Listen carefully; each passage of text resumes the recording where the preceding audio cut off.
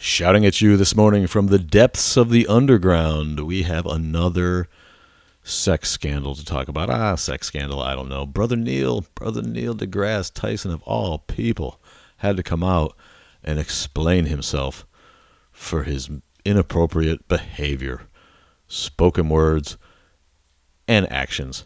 Of all people, Neil deGrasse, we look to you, and you're a bastion of intelligence and science communication, and here you are, involved in the salacious headlines that have stained our fine movement. I can just see the headlines now. DeGrasse grabs ass. And talk of Neil trying to make people kneel on DeGrasse. Neil putting the mic back in Tyson. Hey, that's not fair, man. I respect all women.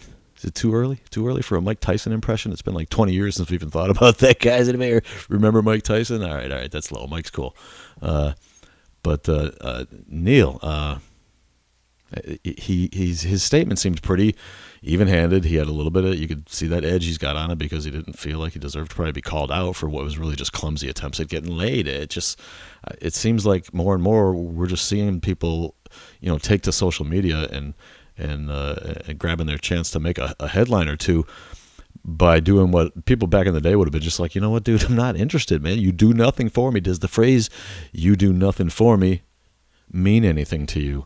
And you leave it at that. But inviting people up to your apartment for wine and cheese when they're alone, I don't care who it is. That's wine, unless I'm missing something, unless I'm not effete enough of a New York liberal to enjoy wine and cheese with my buds.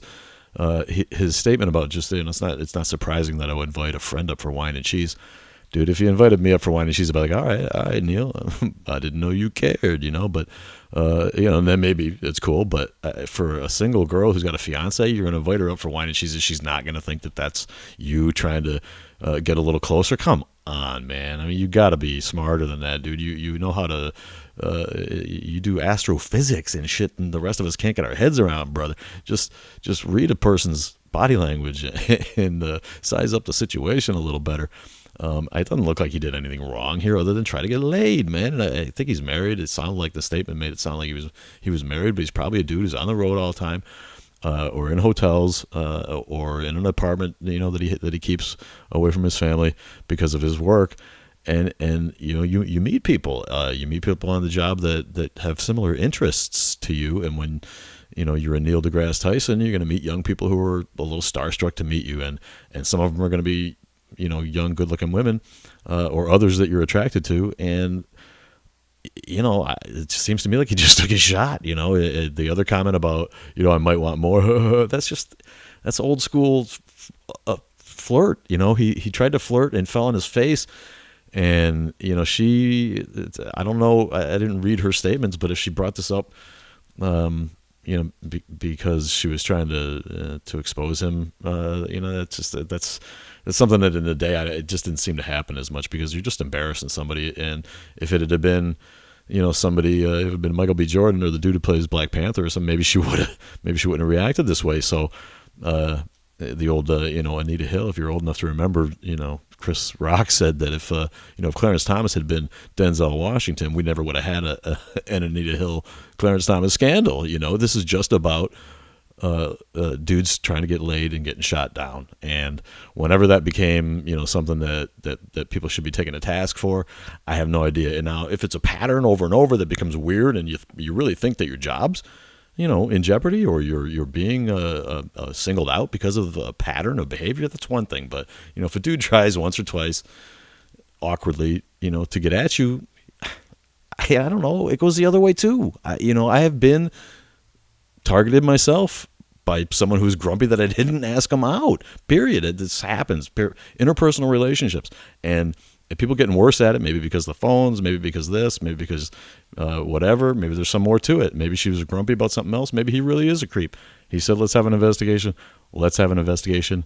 I just want to say, Jesus, let's just try to get along better and read people's signals better, please. And what was the other thing? Remind me, man. Neil put in his response that these matters tend to get tried in the court of public opinion, and he's right. And I just want to make sure to say that this is not a court, and we don't really have an opinion on what happened because we don't know all the facts. These are simply popular topics in the atheist movement and in general, and so we feel compelled to comment on them. And like my only advice, I guess, to everybody would be to pay more attention to body language, to what people really want. Weigh the situation. You know, if a chick has a fiance, she's probably not going to want to have wine and cheese up with you. You know, what the hell? And you know, if a dude hits on you and you don't want to go out with him, just tell him no. Don't go to the news and be like, yeah, he was like, woo, I might want more if I hug you. Yeah, he flirted with you, and he sucked at it. I just think everybody needs to quit taking themselves so goddamn seriously. Pay attention to the outside. Pay attention to the input. Pay attention to the stimulus. Don't pay attention to you. It's all about me. There's got to be a better way. Honest to God. I can't wait to see. He welcomes an investigation. I'm sure the investigation will reveal that there was no real wrongdoing other than just an awkward dude trying to get laid and someone laying him out for it. So that's all I got on that. I love you all, and we will see you next time on The Underground.